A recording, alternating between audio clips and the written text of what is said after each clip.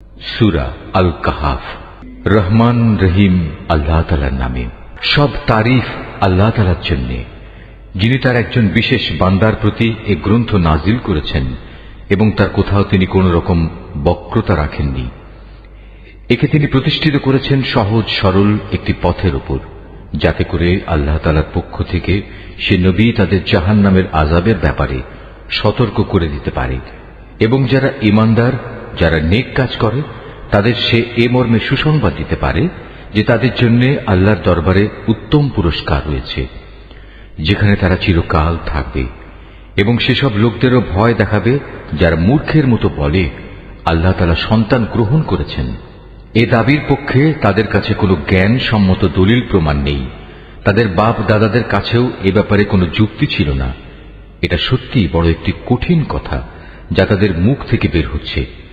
আসলে তারা জঘন্য মিথ্যা ছাড়া কিছুই বলেনি। হে নবী, যদি এরা এ কথার উপর ঈমান না আনে, তাহলে মনে হয় দুঃখ কষ্টে তুমি এর পেছনে নিজেকেই বিনাশ করে দেবে। যা কিছু এ জমিনের বুকে আছে, আমি তাকে তার জন্য শোভা বর্ধনকারী করে পয়দা করেছি, যাতে করে মানুষদের আমি পরীক্ষা করতে পারি যে তাদের মধ্যে কাজকর্মের দিক থেকে কে বেশি উত্তম। অতঃপর একদিন আমি যা কিছু এ জমিনে আছে ধ্বংস করে দিয়ে একে উদ্ভিদ শূন্য মাটিতে পরিণত করে দেব। হে নবী, তুমি গুহা ও পাহাড়ের উপত্যকার অধিবাসীদের সম্পর্কে কি মনে করো?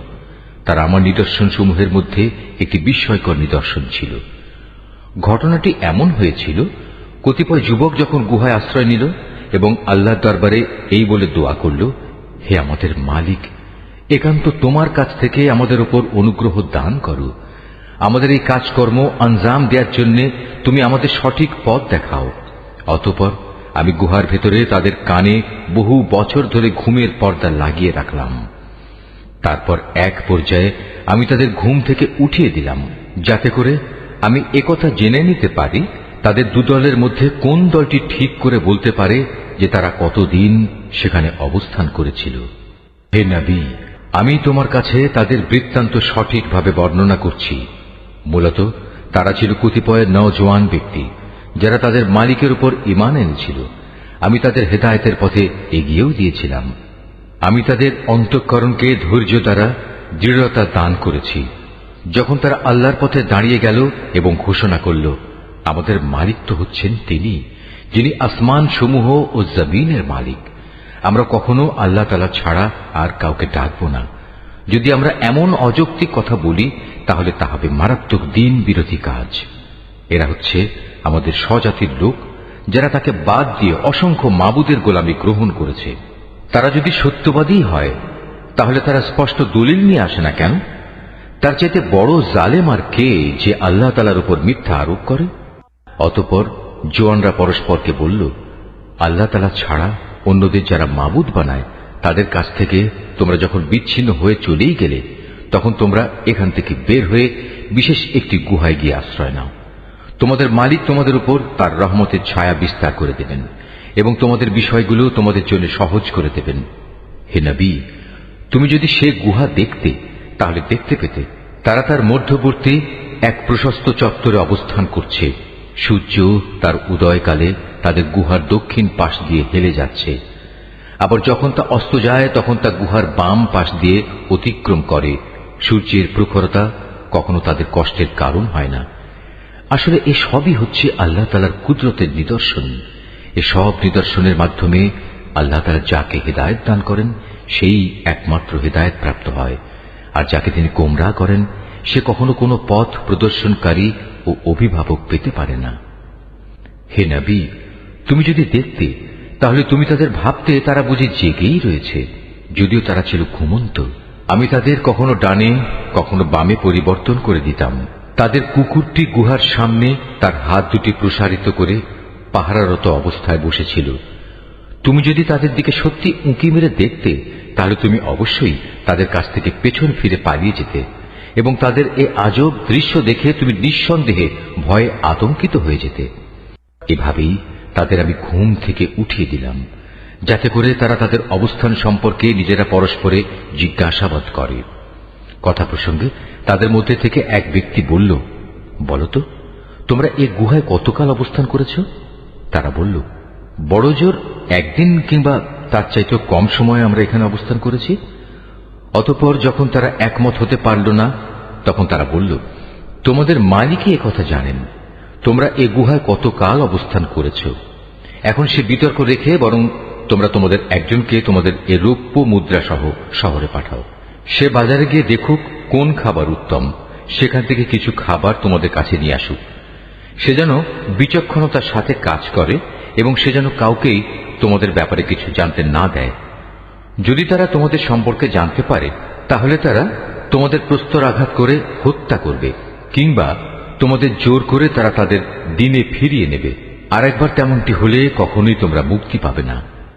আর এভাবেই আমি একদিন তাদের ব্যাপার শহরবাসীদের জানিয়ে দিলাম, যাতে করে তারা একথা জানতে পারে মৃতকে জীবন দেওয়ার ব্যাপারে আল্লাহ তাআলার ওয়াদা আসলেই সত্য, এবং কিয়ামতের আসার ব্যাপারেও কোন রকম সন্দেহ নেই। যখন তারা নিজেদের মধ্যে এ নিয়ে বিতর্ক করে যাচ্ছিল, তখন কিছু লোক বলল, তাদের সম্মানে তাদের উপর একটি স্মৃতিসৌধ নির্মাণ করে দাও। আসলে তোমাদের মালিকই তাদের সম্পর্কে সর্বাধিক খবর রাখেন। অপরদিকে যেসব মানুষ তাদের কর্তব্য কাজের উপর বেশি প্রভাবশালী ছিল, তারা বলল, স্মৃতিসৌধ বানানোর বদলে চলো আমরা তাদের উপর একটি মসজিদ বানিয়ে দেই। কিছু লোক বলে, গুহার অধিবাসীরা ছিল 3 জন, ওদের মধ্যে চতুর্থটি ছিল ওদের পাহারাদার কুকুর। আবার কিছু লোক বলে তারা ছিল 5 জন, তাদের ষষ্ঠটি ছিল ওদের কুকুর। আসলে অজানা অদেখা বিষয়সমূহের প্রতি এরা খামাখা অনুমান নিক্ষেপ করি এ সব কিছু বলছে। তাদের কেউ বলে ওরা ছিল 7 জন এবং অষ্টমটি ছিল তাদের কুকুর। হে নবী, তুমি এদের বলো, হ্যাঁ, আমার মালিক ভালো করেই জানেন ওদের আসল সংখ্যা কত ছিল। তাদের সংখ্যা খুব কম সংখ্যক লোকই বলতে পারে।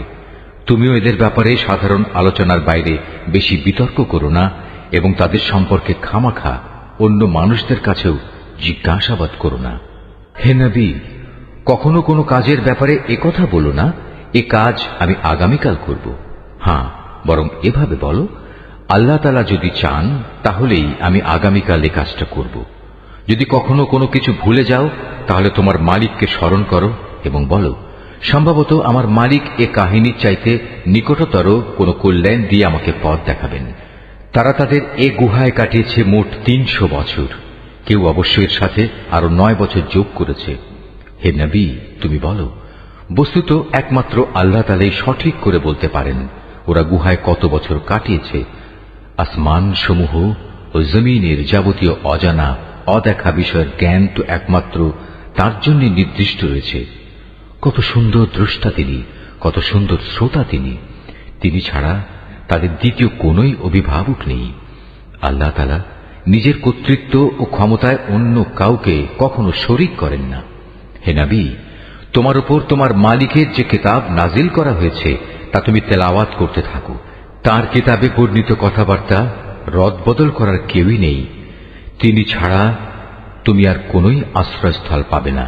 হে নবী, তুমি নিজেকে সদা সেসব মানুষদের সাথে রেখে চলবে যারা সকাল সন্ধ্যায় তাদের মালিককে ডাকে, তারা একমাত্র তাঁরই সন্তুষ্টি কামনা করে, এবং কখনো তাদের কাছ থেকে তোমার স্নেহের দৃষ্টি ফিরিয়ে নিও না। কখনো এমন কোন ব্যক্তির কথা মতো চলো না যার অন্তঃকরণকে আমি আমার স্মরণ থেকে গাফেল করে দিয়েছি। আর যে ব্যক্তি নিজের প্রবৃত্তির গোলামি করতে শুরু করেছে এবং যার কার্যকলাপ আল্লাহ তাআলার সীমানা লঙ্ঘন করেছে। হে নবী, তুমি বলো, এ সত্য দিন তোমাদের মালিকের পক্ষ থেকে এসেছে। সুতরাং যার ইচ্ছা সে এর উপর ঈমান আনুক, আর যার ইচ্ছা সে তা অস্বীকার করুক। আমি তো এই অস্বীকারী জালেমদের জন্য এমন এক আগুন প্রস্তুত করে রেখেছি যার বেষ্টনী তাদের পুরোপুরি পরিবেষ্টন করে রাখবে। যখন তারা পানির জন্য ফরিয়াদ করতে থাকবে, তখন এমন এক গলিত ধাতুর মতো পানীয় দ্বারা তাদের ফরিয়াদের জবাব দেয়া হবে যা তাদের সমগ্র মুখমণ্ডল জ্বালিয়ে পুড়িয়ে দেবে। কি ভীষণ হবে সে পানীয়, আর কি নিকৃষ্ট হবে তাদের আশ্রয়ের স্থানটি। আর যারাই আল্লাহ তাআলার উপর ঈমান এনেছে এবং ভালো কাজ করেছে, তাদের কোনো আশঙ্কা নেই।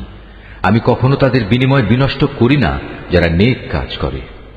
এদের জন্য রয়েছে এমন এক স্থায়ী জান্নাত যার পাদদেশ দিয়ে ঝর্ণাধারা প্রবাহিত হবে। তাদের সেখানে সোনার কাঁকুন দ্বারা অলঙ্কৃত করা হবে। তারা পরিধান করবে সূক্ষ্ম ও পুরু রেশমের পোশাক।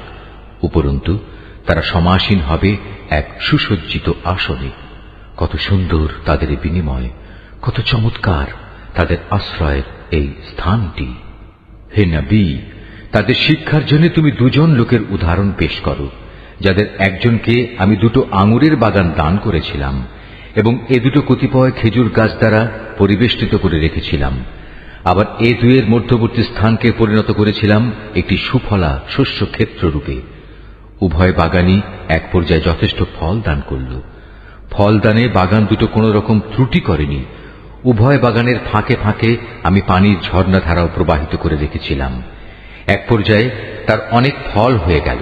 অতঃপর একদিন সে তার সাথীকে কথা প্রসঙ্গে বলল, দেখো, আমি ধন সম্পদের দিক থেকে তোমার চাইতে যেমন বড়, তেমনি জনবলেও আমি তোমার চাইতে বেশি শক্তিশালী। নিজের শক্তি সামর্থ্যের ব্যাপারে বাড়াবাড়ি করতে করতে সে নিজের বাগানে গিয়ে প্রবেশ করল এবং বলল, আমি ভাবতেই পাচ্ছি না এ বাগানের সৌন্দর্য কোনোদিন নিঃশেষ হয়ে যাবে। আমি এও মনে করি না একদিন এসব ধ্বংস হয়ে কিয়ামত প্রতিষ্ঠিত হবে এবং কিয়ামতের পর আমাকে যদি আমার মালিকের সামনে ফিরিয়ে নেওয়াও হয়, তাহলে এর চাইতে উৎকৃষ্ট কোনো কিছু আমি সেখানে পাব। তার সে গরিব সাথীটি, যে তার সাথে কথা বলছিল, বলল, এ পার্থিব সম্পদ দেখে তুমি কি সত্যি সে মহান সত্তাকে অস্বীকার করছো, যিনি তোমাকে প্রথমত মাটি থেকে, অতঃপর শুক্র কণা থেকে পয়দা করেছেন, পরিশেষে তিনি তোমাকে একটি মানুষের আকৃতিতে পূর্ণাঙ্গ করেছেন? কিন্তু আমি তো বিশ্বাস করি সেই সৃষ্টিকর্তা আল্লাহ তাআলাই হচ্ছেন আমার মালিক এবং আমার মালিকের কোনো কাজের সাথেই আমি কাউকে শরীক করি না। কত ভালো হতো তুমি যখন তোমার ফলবতী বাগানে প্রবেশ করলে তখন যদি তুমি একথা বলতে, আল্লাহ তাআলা যা চেয়েছেন তাই হয়েছে। আল্লাহ তাআলা ব্যতি রেখে কারোই কিছু ঘটানোর শক্তি নেই। যদিও তুমি আমাকে ধনে জনে তোমার চাইতে কম দেখলে, কিন্তু আমি আল্লাহ তাআলার উপর ঈমান রাখি। সম্ভবত আমার মালিক আমাকে তোমার এ পার্থিব বাগানের চাইতে উৎকৃষ্ট আখিরাতের কোনো বাগান দান করবেন এবং অকৃতজ্ঞতার জন্য তোমার বাগানের উপর আসমান থেকে এমন কোন বিপর্যয় নাজিল করবেন, ফলে তা উদ্ভিদ শূন্য এক বিরান ভূমিতে পরিণত হয়ে যাবে, কিংবা তার পানি তার জমিনের নিচেই অন্তর্হিত হয়ে যাবে। তেমন কিছু হলে তুমি কখনো তা আবার খুঁজে আনতে পারবে না। অতঃপর তাই ঘটল। তার বাগানের ফল ফলারিকে বিপর্যয় এসে ঘিরে ফেলল। তখন সে ব্যক্তি সেই ব্যয়ের ওপর, যা সে বাগানের শোভাবর্ধনের পেছনে করেছিল, হাতের উপর হাত রেখে আক্ষেপ করতে লাগল। বাগানের অবস্থা এমন হল যা তা মুখ থুবড়ে পড়ে থাকল এবং সে নিজের ভুল বুঝতে পেরে বলতে লাগল, কত ভালো হতো যদি আমি আমার মালিকের ক্ষমতার সাথে অন্য কাউকে শরীক না করতাম। যারা বাহাদুরি করেছে তাদের কোনো দলই আজ তাকে আল্লাহর এই প্রতিশোধের মোকাবেলায় সাহায্য করার জন্য অবশিষ্ট রইল না, না সে নিজে কোন রকম প্রতিশোধ নিতে পারল। কেননা এখানে রক্ষা করার যাবতীয় এখতিয়ার একমাত্র আল্লাহ তাআলার, যিনি একমাত্র সত্য। পুরস্কার দানে ও পরিণাম নির্ধারণে তিনিই উত্তম।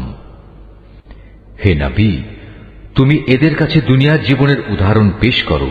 এই জীবনটা হচ্ছে এমন যেমন আমি আকাশ থেকে পানি বর্ষণ করি, যার কারণে জমিনের উদ্ভিদ ঘন সুশোভিত হয়ে ওঠে, অতঃপর এক সময় বাতাসটা উড়িয়ে নিয়ে ফেরে। মূলত আল্লাহ তাআলা সব কিছুর উপর প্রচন্ড ক্ষমতাবান। ধন সম্পদ ও সন্তান সন্ততি হচ্ছে তোমাদের পার্থিব জীবনের কতিপয় অস্থায়ী সৌন্দর্য মাত্র। চিরস্থায়ী হচ্ছে মানুষের নেক কাজ, আর তা হচ্ছে তোমার মালিকের কাছে পুরস্কার পাওয়ার জন্য অনেক ভালো। আর কোন কল্যাণময় কিছু কামনা করতে গেলেও তা হচ্ছে উত্তম। যেদিন আমি পাহাড় সমূহকে চলমান করে সরিয়ে দেব এবং তুমি এই পৃথিবীকে দেখবে তা একটি শূন্য প্রান্তর, সেদিন আমি তাদের মানব কুলকে এক জায়গায় জড়ো করব, কোনো একজনকেও আমি বাদ দেব না। তাদের সবাইকে তোমার মালিকের সামনে সারিবদ্ধভাবে এনে হাজির করা হবে। অতঃপর আমি বলবো, আজ তো তোমরা সবাই আমার কাছে এসে গেছ, ঠিক যেমনি করে আমি তোমাদের প্রথমবার পয়দা করেছিলাম, কিন্তু তোমরা অনেকেই মনে করতে আমি তোমাদের দ্বিতীয়বার আমার কাছে হাজির করার জন্য কোনো সময়সূচি নির্ধারণ করে রাখিনি। অতঃপর তাদের সামনে আমলনামা রাখা হবে। তখন নাফরমান ব্যক্তিদের তুমি দেখবে সে আমলনামায় যা কিছু লিপিবদ্ধ আছে তারা তার কারণে খুবই আতঙ্কগ্রস্ত থাকবে। তারা বলতে থাকবে, হায় দুর্ভাগ্য আমাদের, এ আবার কেমন গ্রন্থ! এ তো দেখছি আমাদের জীবনের ছোট কিংবা বড় প্রত্যেক বিষয়ের হিসাব রেখেছে। তারা যা কিছু করেছে তার প্রতিটি বস্তুই তারা সে গ্রন্থে মজুদ দেখবে। তোমার মালিক সেদিন কার উপর বিন্দুমাত্র জুলুমও করবেন না। স্মরণ করো যখন আমি ফেরেশতাদের বলেছিলাম তোমরা সবাই আদমকে সাজদা করো, তখন তারা সবাই সাজদা করল, কিন্তু ইবলিস সাজদা করল না। সে ছিল আসলে জিনদেরই একজন। সে তার মালিকের আদেশের নাফরমানি করল। যে এত বড় নাফরমানি করল, তোমরা কি তাকে এবং তার বংশধরদের আমার বদলে তোমাদের অভিভাবক হিসেবে গ্রহণ করে চলেছ? অথচ প্রথম দিন থেকেই সে তোমাদের প্রকাশ্য দুশমন। চেয়ে দেখো, জালেমদেরকে নিকৃষ্ট বিনিময় দেয়া হয়েছে। আকাশমণ্ডলী ও পৃথিবী সৃষ্টি করার সময় আমি তাদের কাউকে ডাকিনি, এমনকি স্বয়ং তাদের নিজেদের বানানোর সময়ও তো আমি তাদের ডাকিনি। আসলে আমি তো অক্ষম ছিলাম না যে তাদের পরামর্শ আমার দরকার। অন্যদের যারা গোমরা করে আমি তাদের সাহায্য গ্রহণ করি না। যেদিন তিনি এদের বলবেন তোমরা তাদের ডাকো যাদের তোমরা আমার শরীক মনে করতে, ওরা তাদের ডাকবে, কিন্তু তারা তাদের এ ডাকে কোনোই সাড়া দেবে না। আমি এদের উভয়ের মাঝখানে এক মরণ ফাঁদ রেখে দেব। এ নাফরমান লোকেরা যখন আযাব দেখতে পাবে তখন তারা বুঝে যাবে তারা এক্ষুনি সেখানে গিয়ে পতিত হচ্ছে, আর একবার সেখানে পতিত হলে ওরা তা থেকে কখনোই মুক্তির পথ পাবে না। আমি মানুষের বোঝার জন্য এই কোরআনে সব ধরনের উপমা ও উদাহরণ বিশদভাবে বর্ণনা করেছি, কিন্তু মানুষের অধিকাংশই এ নিয়ে তর্ক করে। হেদায়েত যখন মানুষের সামনে এসে গেল তখন ঈমান আনা ও গুনাহের জন্য তাদের মালিকের কাছে ক্ষমা চাওয়া থেকে তাদের কোন জিনিস বিরত রাখছে? তারা সম্ভবত পূর্ববর্তী মানুষদের অবস্থা তাদের কাছে এসে পৌঁছানোর কিংবা আমার আযাব তাদের সামনে এসে হাজির হবার অপেক্ষা করছে। আমি তো রসুলদের পাঠাই যে তারা মানুষদের জন্য জান্নাতের সুসংবাদবাহী ও জাহান্নামের সতর্ককারী হবে, কিন্তু যারা কুফরি করেছে তারা ছোটখাটো বিষয় নিয়ে ঝগড়া শুরু করে যাতে তারা সত্যকে ব্যর্থ করে দিতে পারে। মূলত তারা আমার আয়াতসমূহকে এবং যেসব বিষয় দিয়ে তাদের জাহান্নাম থেকে সতর্ক করা হয়েছিল তাকে বিদ্রূপের বিষয়ে পরিণত করে নিয়েছে। তার চাইতে বড় জালেম আর কে আছে যাকে তার মালিকের আয়াতসমূহ স্মরণ করিয়ে দেয়া হচ্ছে এবং সে এর থেকে মুখ ফিরিয়ে দিচ্ছে? সর্বোপরি যা কিছু গুনাহের বোঝা তার হাত দুটো অর্জন করেছে সে তা ভুলে যায়। আমি তাদের অন্তরের উপর জাহেলিয়াতের আবরণ লাগিয়ে দিয়েছি যেন তারা সত্য দিন বুঝতে না পারে। এমনি ভাবে তাদের কানেও এক ধরনের কঠিন বস্তু ঢেলে দিয়েছি, এ কারণে তারা সত্য কথা শুনতে পায় না।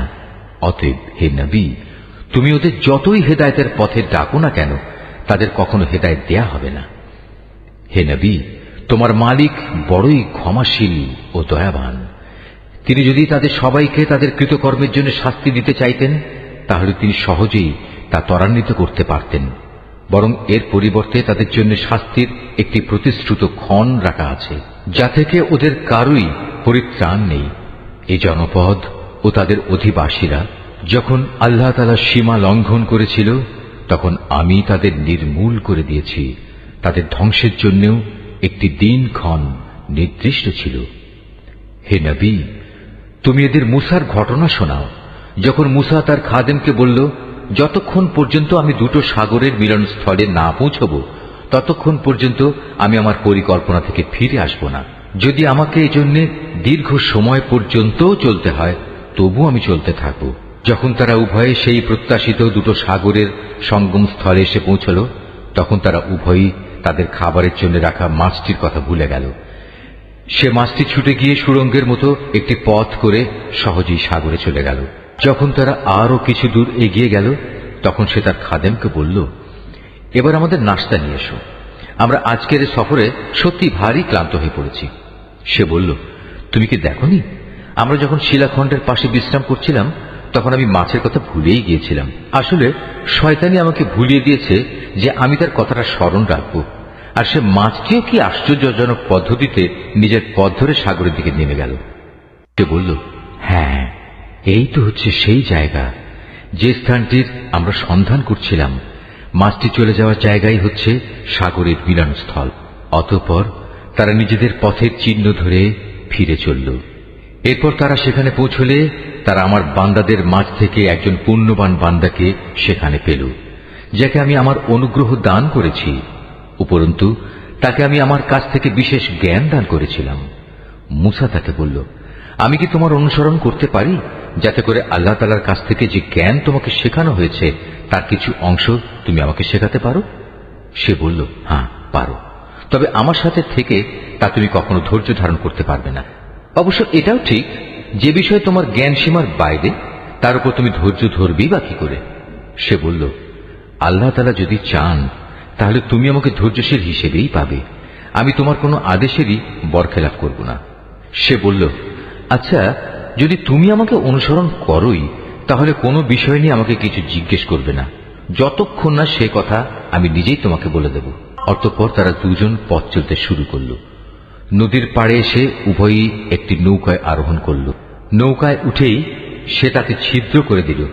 সে বলল, তুমি কি এজন্য তাতে ছিদ্র করে দিলে যেন এর আরোহীতে তুমি ডুবিয়ে দিতে পারো? তুমি সত্যি এক গুরুতর অন্যায় কাজ করেছ। মুসার কথা শুনে সে বলল, আমি কি তোমাকে একথা বলিনি আমার সাথে থেকে তুমি কখনো ধৈর্য ধারণ করতে পারবে না? সে বলল, আমি যে ভুল করেছি সে ব্যাপারে তুমি আমাকে পাকড়াও করো না, এবং এ ব্যাপারে আমার উপর বেশি কঠোরতাও আরোপ করো না। আবার তারা পথ চলতে শুরু করল। কিছুদূর গিয়ে তারা উভয়ে একটি কিশোর বালক পেল। সাথে সাথে সে তাকে হত্যা করে ফেলল। এ কাজ দেখে সে বলল, তুমি তো কোন রকম হত্যার অপরাধ ছাড়াই একটি নিষ্পাপ জীবনকে বিনাশ করলে। তুমি সত্যি একটা গুরুতর অন্যায় কাজ করে ফেলেছ। সে বলল, আমি কি তোমাকে একথা বলিনি যে তুমি আমার সাথে থেকে ধৈর্য ধরতে পারবে না? সে বলল, যদি এরপর আর একটি কথাও আমি তোমাকে জিজ্ঞেস করি তাহলে তুমি আমাকে তোমার সাথে রেখো না। অবশ্য এখন তো তুমি আমার পক্ষ থেকে ওজর পেশ করার প্রান্ত সীমায় পৌঁছে গেছো। আবার তারা চলতে শুরু করল। কিছুদূর এগিয়ে তারা জনপদের অধিবাসীদের কাছে পৌঁছল। সেখানে পৌঁছে তারা সেই জনপদের অধিবাসীদের কাছে কিছু খাবার চাইল, কিন্তু তারা তাদের মেহমানদারি করতে অস্বীকার করল। অতঃপর সেখানে তারা একটি পতনোন্মুখ পুরনো প্রাচীর দেখতে পেল। সে প্রাচীরটা সোজা করে দিল। সে বলল, তুমি চাইলে তো এদের কাছ থেকে এর উপর কিছু পারিশ্রমিক গ্রহণ করতে পারতে। সে বলল, বেশ, এখানেই তোমার আমার মধ্যে বিচ্ছেদ হয়ে গেল, কিন্তু তার আগে যেসব কথার ব্যাপারে তুমি আমার সাথে ধৈর্য ধরে থাকতে পারোনি তার ব্যাখ্যা আমি তোমাকে বলে দিতে চাই। প্রথম ঘটনাটি হচ্ছে নৌকা সম্পর্কিত। মূলত তা ছিল কয়েকজন গরিব মানুষের মালিকানাধীন। তারা এটা দিয়ে সমুদ্রে জীবিকা অন্বেষণের কাজ করত, কিন্তু আমি নৌকাটিতে একটা ছিদ্র করে তাকে ত্রুটিযুক্ত করে দিতে চাইলাম, কারণ তাদের সামনেই ছিল এমন এক বাদশা যে ত্রুটিবিহীন যে নৌকাই পেত তা বল প্রয়োগে ছিনিয়ে দিত। আর হ্যাঁ, সে কিশোরটির ঘটনা। তার পিতামাতা উভয় ছিল মোমেন। আমি আশঙ্কা করলাম বড় হয়ে সে এদের দুজনকেই আল্লাহর নাফরমানি ও কুফর দ্বারা বিভ্রান্ত করে দেবে। আমি চাইলাম তাদের মালিক তার বদলে তাদের এমন একটি সন্তান দান করবেন যে দিনদারি ও রক্তের সম্পর্ক রক্ষার ব্যাপারে তা চাইতে অনেক ভালো প্রমাণিত হবে। সর্বশেষ ওই যে প্রাচীরটির ব্যাপার, আসলে তা ছিল শহরের দুটি এতিম বালকের। এর নিচেই তাদের জন্য রক্ষিত ছিল গুপ্ত ধনভাণ্ডার। ওদের পিতা ছিল একজন নেককার ব্যক্তি। এই কারণেই তোমার মালিক চাইলেন ওরা বয়ঃপ্রাপ্ত হোক এবং তাদের সে ভাণ্ডার থেকে তারা সম্পদ বের করে আনুক। এই প্রাচীরটাকেই আমি তাদের বড় হওয়া পর্যন্ত দাঁড় করিয়ে রাখতে চেয়েছিলাম। এ ছিল মূলত তোমার মালিকের অনুগ্রহ দ্বারা সম্পাদিত কতিপয় কাজ। এর কোনোটাই কিন্তু আমি আমার নিজে থেকে করিনি। আর এ হচ্ছে সেসব কাজের ব্যাখ্যা যে ব্যাপারে তুমি আমার সাথে থেকে ধৈর্য ধারণ করতে পারছিলে না। হে নবী, এরা তোমার কাছে জুলকারনাইন সম্পর্কে জানতে চায়। তুমি তাদের বলো, হ্যাঁ, আমি আল্লাহর কেতাব থেকে তার বিবরণ তোমাদের কাছে এক্ষুনি পড়ে শোনাচ্ছি। আল্লাহ তাআলা বলছেন, আমি জমিনের বুকে তাকে বিপুল রাজনৈতিক ক্ষমতা দান করেছিলাম এবং আমি তাকে এর জন্য প্রয়োজনীয় সব উপায় উপকরণও দান করেছিলাম। একবার সে সফরে বেরোবার প্রস্তুতি গ্রহণ করতে লাগল। চলতে চলতে এমনিভাবে সে সূর্যের অস্তগমনের জায়গায় গিয়ে পৌঁছল। সেখানে গিয়ে সে সূর্যকে সাগরের কালো পানিতে ডুবতে দেখল। তার পাশে সে একটি জাতিকেও বাস করতে দেখল। আমি বললাম, হে জুলকারনাইন, এরা তোমার অধীনস্থ। তুমি ইচ্ছে করলে তাদের শাস্তি দিতে পারো অথবা তাদের সাথে তুমি সদয় ভাব গ্রহণ করতে পারো। সে বলল, হ্যাঁ, এদের মাঝে যে আল্লাহর সাথে বিদ্রোহ করবে তাকে আমি অবশ্যই শাস্তি দেব। অতঃপর তাকে যখন তার মালিকের সামনে ফিরিয়ে নেওয়া হবে তখন তিনি তাকে আরো কঠিন শাস্তি দেবেন। অপরদিকে যে ব্যক্তি আল্লাহর উপর ঈমান আনে এবং নেক কাজ করে তার জন্য আখিরাতে থাকবে উত্তম পুরস্কার। আর আমিও তার সাথে আমার কাজকর্ম সম্পাদনের সময় একান্ত বিনম্র ব্যবহার করব। অতঃপর সে আর এক অভিযানে পথে বেরোল। এমনকি চলতে চলতে সে সূর্যোদয়ের স্থানে গিয়ে পৌঁছল। তখন সে সূর্যকে এমন একটি জাতির উপর দিয়ে উদয় হতে দেখল যাদের জন্য তার প্রখর তাপ থেকে আত্মরক্ষার জন্য আমি কোনো অন্তরাল সৃষ্টি করে রাখিনি। যুলকারনাইনের ঘটনা ছিল এরকমই। আমার কাছে সে সম্পর্কিত পুরোপুরি খবরই মজুদ আছে। অতঃপর সে আর এক অভিযানে পথে বেরোল। এমনকি পথ চলতে চলতে সে দুটো প্রাচীরের মধ্যবর্তী স্থানে গিয়ে পৌঁছল। দুই পর্বতের মধ্যবর্তী স্থানে পৌঁছে সে এমন এক সম্প্রদায়ের লোকদের পেল যারা যুলকারনাইনের কোনো কথাই তেমন বুঝতে পারছিল বলে মনে হল না। তারা অতি কষ্টে তাকে বলল, হে বাদশাহ যুলকারনাইন, অবশ্যই ইয়াজুজ মাজুজ নামক দুটো সম্প্রদায় এই জমিনে নানা রকম বিপর্যয় সৃষ্টিকারী। এমত অবস্থায় তাদের থেকে বাঁচার জন্য আমরা কি তোমাকে এ শর্তে কোন রকম একটা কর দেব যে তুমি আমাদের এবং তাদের মাঝে একটি প্রাচীর বানিয়ে দেবে? সে বলল, কোনো কর নেওয়ার প্রয়োজন নেই, কেননা আমার মালিক আমাকে যা কিছু দিয়ে রেখেছেন তাই আমার জন্য ভালো। হ্যাঁ, শারীরিক শক্তি দ্বারা তোমরা আমাকে সাহায্য করতে পারো। আমি তোমাদের এবং তাদের মাঝে এক মজবুত প্রাচীর বানিয়ে দেব। তোমরা আমার কাছে এ কাজের জন্য লোহার পাতসমূহ নিয়ে এসো। অতঃপর সে অনুযায়ী তা আনা হলো এবং প্রাচীর তৈরির কাজও শুরু হলো। যখন মধ্যবর্তী ফাঁকা স্থানটি পূর্ণ হয়ে লৌহ স্তূপগুলো দুটো পর্বতে সমান হয়ে গেল তখন সে তাদের লক্ষ্য করে বলল, তোমরা হাঁপড়ে দম দিতে থাকো। অতঃপর যখন তা আগুনের মতো উত্তপ্ত হল তখন সে বলল, এখন তোমরা আমার কাছে কিছু গলানো তামা নিয়ে এসো, আমি তা এর উপর ঢেলে দেব। সুতরাং এভাবেই এমন একটি মজবুত প্রাচীর তৈরি হয়ে গেল যে তারা তারপর উঠতে সক্ষম হল না, না তারা তা ভেদ করে বাইরে আসতে পারল। যুলকারনাইন বলল, এই যা কিছু হয়েছে তা সবই আমার মালিকের অনুগ্রহে হয়েছে, কিন্তু যখন আমার মালিকের ওয়াদা মতো কিয়ামত আসবে তখন তিনি তা চূর্ণ বিচূর্ণ করে একাকার করে দেবেন। আর আমার মালিকের ওয়াদা হচ্ছে সত্য ওয়াদা। কিয়ামতের আগে আমি তাদের দলে দলে ছেড়ে দেব। তারা সমুদ্রের ঢেউয়ের আকারে একদল আরেক দলের মধ্যে প্রবিষ্ট হবে। যখন সিঙায় ফুৎকার দেয়া হবে তখন তাদের সবাইকে আমি হাসরের ময়দানে একত্রিত করব। সেদিন আমি জাহান্নামকে তার অবিশ্বাসীদের সামনে এনে হাজির করব, যাদের চোখের মধ্যে আমার স্মরণ থেকে আবরণ পড়েছিল, তারা হেদায়েতের কথাই শুনতে পেত না। কাফেররা কি একথা মনে করে নিয়েছে যে তারা আমার বদলে আমারই কতিপয় গোলামকে অভিভাবক বানিয়ে নেবে, আর আমি এ ব্যাপারে তাদের কোনো জিজ্ঞাসাবাদই করব না? আমি তো জাহান্নামকে কাফেরদের মেহমানদারির জন্য সাজিয়ে রেখেছি। হে নবী, এদের তুমি বলো, আমি কি তোমাদের এমন লোকদের কথা বলবো যারা আমলের দিক থেকে সম্পূর্ণ ক্ষতিগ্রস্ত হয়ে পড়েছে? এরা হচ্ছে সেসব লোক যাদের সমুদয় প্রচেষ্টা এই দুনিয়ায় বিনষ্ট হয়ে গেছে, অথচ তারা মনে মনে ভাবছে তারা বুঝি ভালো কাজই করে যাচ্ছে। এরাই হচ্ছে সেসব লোক যারা তাদের মালিকের আয়াতসমূহকে অস্বীকার করে এবং অস্বীকার করে তার সাথে ওদের সাক্ষাতের বিষয়টিও। এর ফলে ওদের সব কর্মই নিষ্ফল হয়ে যায়। তাই কিয়ামতের দিন আমি তাদের জন্য ওজনের কোনো মানদণ্ড স্থাপন করব না। এটাই জাহান্নাম, এটাই হলো তাদের যথার্থ পাওনা, কেননা তারা স্বয়ং স্রষ্টাকে অস্বীকার করেছে। উপরন্তু তারা আমার আয়াতসমূহ ও তার বাহক রসুলদের বিদ্রুপের বিষয় হিসেবে গ্রহণ করেছে। অপরদিকে যারা আল্লাহ তাআলার উপর ঈমান এনেছে এবং সে অনুযায়ী নেক আমল করেছে তাদের মেহমানদারির জন্য জান্নাতুল ফিরদাউস সাজানো রয়েছে। সেখানে তারা চিরদিন থাকবে। সেদিন তারা সেখান থেকে অন্য কোথাও যেতে চাইবে না। হে নবী, তুমি এদের বলো, আমার মালিকের প্রশংসার কথাগুলো লিপিবদ্ধ করার জন্য যদি সমুদ্র কালি হয়ে যায় তাহলে আমার মালিকের জ্ঞানের কথা লেখা শেষ হওয়ার আগেই সমুদ্র শুকিয়ে যাবে। এমনকি যদি আমি তার মতো আরো সমুদ্রকে লেখার কালি করে সাহায্য করার জন্য নিয়ে আসি তবু। হে নবী, তুমি এদের বলো, আমি তো তোমাদের মতোই একজন রক্ত মাংসের মানুষ, তবে আমার উপর ওহী নাজিল হয়, আর সে ওহীর মূল কথা হচ্ছে তোমাদের মাবুদ হচ্ছেন একজন।